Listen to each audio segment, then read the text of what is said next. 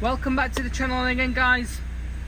In this video we're working on this Mercedes A-Class. It's a 1.5 diesel and the car's in limp mode.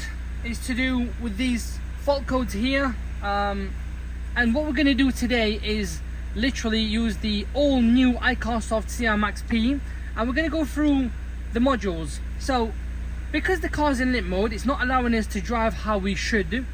We're going to reset the DPF, we're going to reset the EGR, and we're going to do a DPF regen. Hopefully this will eliminate the fault code and we're able to get cracking and do other things with the car, so full power. So with this machine we're going to get into services, and we're going to let it go through all the modules.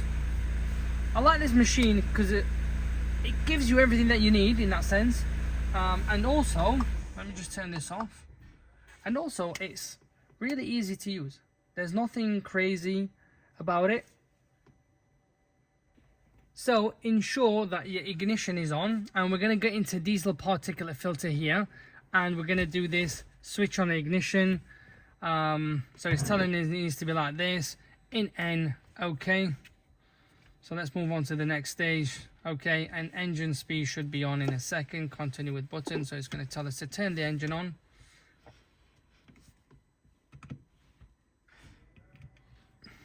Continue, start combustion. So let's start the engine.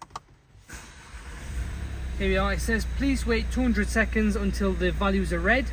So this way it's going to kind of calculate what sort of regen it's going to do. So we'll let this go, and then we'll keep an eye on this, and we're not meant to touch anything, so we can't really do anything. Leave it.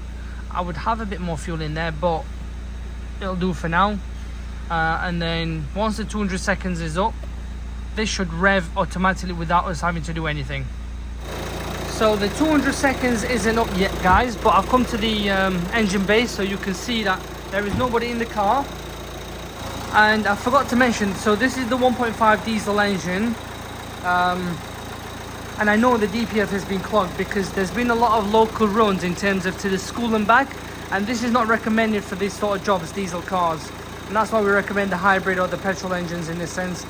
Or if you want to go electric, but we're going to get cracking. Hopefully this will do it. So it's telling us this whole process will take about 15 minutes. At any point you can abort it as well. One thing I'll say is have the bonnet open, guys, please, and keep an eye on the engine temperature because you don't want to overheat. We'll hit OK. You can hear the revs going up. I haven't done anything, and there is nobody in the car as well.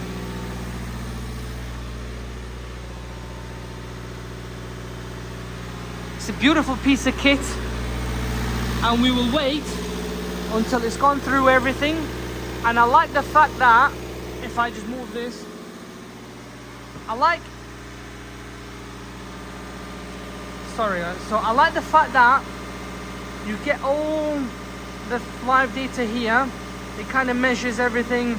You know where you stand in terms of heat, temperature, and the time as well. And please do check the cluster as well and the engine temperature in case you get any warning. If you do, literally switch the engine off. So we're 6 minutes into the game, and as we can see here, the engine oil temperature, the ambient temperature, and the engine speed. So we'll let it go for another few minutes and let it do its process. So as you can see, guys, look at the temperature sensor. It's gone up to near enough 600 degrees. It's soon going to go into like a cool down phase in the next few minutes, but you can clearly see no matter how hard you try by driving, you will never reach or achieve this sort of temperature degree, whereas this machine can do it. Secondly, my point here is, after doing a DPF regen, I highly recommend you do an oil and oil filter change as a service, because this really puts a lot of pressure onto the engine and the oiling system. I don't think you guys can actually see it. It's quite a bit darker with the lighting not, but I can see light blue smoke, which is normal if the DPF is which is normal when a DPF is being clogged or it's not functioning as it should, so it's clearing its throat out, in other words. But the reality is it does clear its DPF, and as you can see, the engine has gone a little quieter. So onto the engine section, guys. So if you read fault codes, there is no fault code stored. The DPF has finished, done the cool down phase. It's eliminated all the fault. On the machine here, it's capable of doing anything that we can ask, even the report as well. We can send it on to the owner of the vehicle, like for example, whoever owns it. We can say, look, this is it, ask for their email, send it across, they have a copy as well. And the beautiful thing is as well, this is the engine section, so we can literally reset any of the components within the engine section. I'm just going to go through it so you can see. And so for example, I know the EGR came up, so we could just do exhaust after treatment. So we can reset the DPF. This way it'll just kind of say it's had a new component, because I know when you do a DPF regen, you will not like it on most cars. So what you need to do is actually, oh, it says failed. Oh, ignition's not on, that's why. But that's the way you would do it. So ignition's on now, guys. And for example, if it doesn't do the DPF regen, of course, this is the way you would do it. Reset the DPF sensor, and then from there, move forward. That's if the car's been in an accident. I know Mercedes will not switch on, so you'll need to do this. The MAF as well, so you can reset any of the... don't know if it'll do it. I'm sure it will, unless a sensor is actually faulty. I'm not even going to switch the ignition off. This is just the kind of way of showing you what it's capable of doing, this, guys.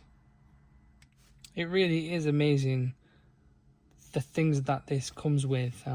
Like I said, it's 50 plus service functions, and this is just off the engine section and nothing else. And we can clearly see all the modules that it has. So I've got the live data running, and I'm going to go out with the... So, no engine warning light. We're going to go for a nice drive. That's the mileage. We'll come back hopefully if it doesn't go, because the last time when you cleared it, it was going into lit mode within literally like 30 seconds, or if you turn the car on and off a few times. Whereas if we just do this, nothing comes on. But we would just like to double check, make sure everything's sweet and sound, and that it doesn't come on. I am going to top up some fuel as well for him.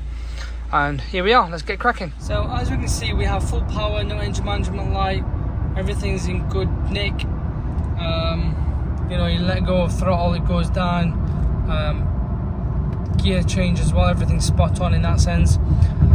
The whole point here was the actual DPF that was causing it, which we have reset using the diagnostic machine, and all is well.